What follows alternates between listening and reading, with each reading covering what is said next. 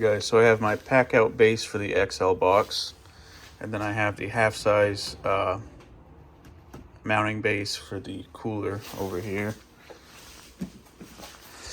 And so what I did is laid them in the bed and then got the angle for here and down here, kind of rough cut them out. So now that we have our template here, we can figure out a system for mounting it to the bed. I'm not a fan of all of these little anchor points. I'm gonna figure out what I can get in here that's gonna hold itself in there. Maybe like a hex head bolt with a washer or something. I'm going to show you how you can do that without buying all the Can-Am accessories for tie downs. So my plan here is to get some aluminum square tubing and build kind of a track system that I can secure the mounting plates to. And then I can secure the tubing down to these just with some bolts or something. And hopefully we'll have something that works here. And then I got 3/8 by galvanized carriage bolts, and I put them on the grinder just to file them down on the edges, and they slide right in to the anchor points. And then once they're bolted down, it should suck it up this way and hold this aluminum bar down. This is going to be our mounting base for our plates. Alright, so here's my next plan of attack here. I got this 1-inch aluminum stock, square stock here. So what you're going to want to do is kind of center it up back here and then bring it up flush to these holes. And then you can slide in your bolt if you want, just to see where the center of it's going to lie. And then you can mark them out. And then I just label this one back, front, just for point of reference. So here's a good time to dry fit everything with your aluminum stock down there. So I can see already I have this hole, this one,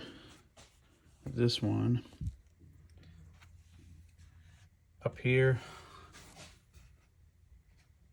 as well, and that is it. So it's not ideal, but I think it'll be enough to hold it to my aluminum base down there, just enough where nothing is going to come out while I'm riding. But let me show you. I found another piece of aluminum stock I had just laying around, which is also 1 inch, so I'll use that.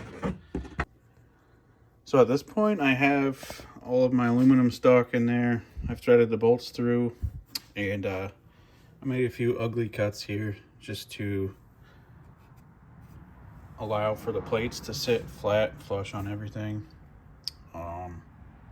Yeah, so the next thing we're gonna do here is I've already punched holes down in here to drill this out with a 1/4 inch. That's what you're gonna need if you're using bolts or lags or whatever you do. So we're gonna do that next. We're gonna take these off.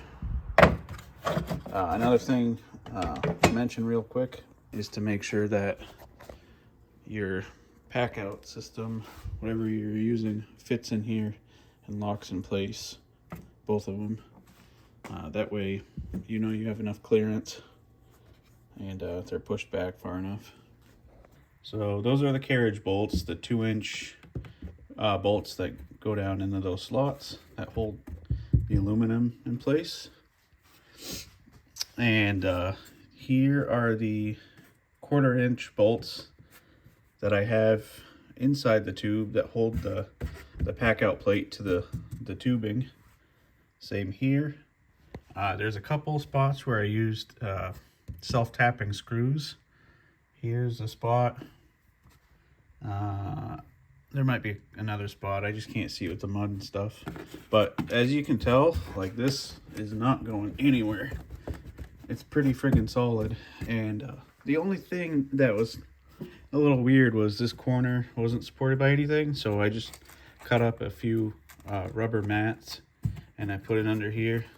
And it kind of squared everything up, leveled it out. So now what I'll do is show you how everything fits in here. Here's the packout cooler. We use it quite a bit this summer, and it holds just enough water, probably for a day trip, nothing more than that. But I mean, you can put a whole bunch of waters in the bottom. You can put a little ice in there and some snacks up here, some cold snacks or whatever. And it's got a rubber seal like any cooler should have. And this guy fits in pretty good. I have to, there we go. So that's in there. It's a bit wiggly, but it's not noticeable when you're riding over the engine noise and everything else that's going on. And here's my XL packout box. Give you kind of a glance at, I think I cleaned it out for the most part for the season, but I've got a dry bag. This is like a bunch of bandages and stuff. Tire repair kit here. This is my belt changing tool.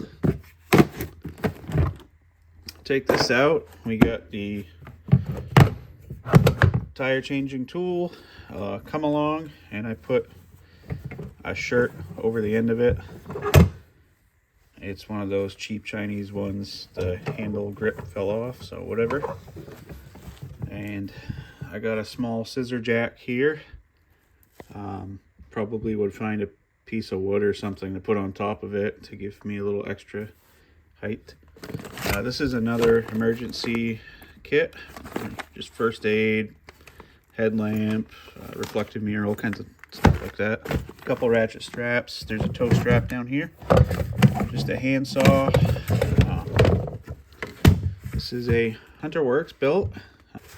Anyway, that was too long-winded. See if I can do this one-handed. I don't think it's gonna work. Hold on. All right, so there we go. So this one is held in place. It's pretty good. It's not going anywhere, just like the cooler. So anyway, another thing I wanted to mention is I have this Tusk spare tire carrier. It mounts right here. It goes up in underneath the sun top, and it mounts up here, right there.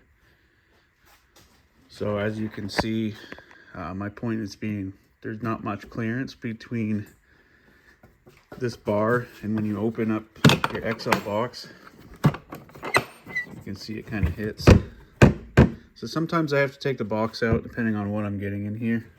But for the most part, I got enough room to grab, I don't know, sweatshirts, goggles, or whatever. And then this guy obviously has plenty of room here. Okay, so this officially wraps up the end of the video. Figure out what you need for mounting hardware in stock and the plates.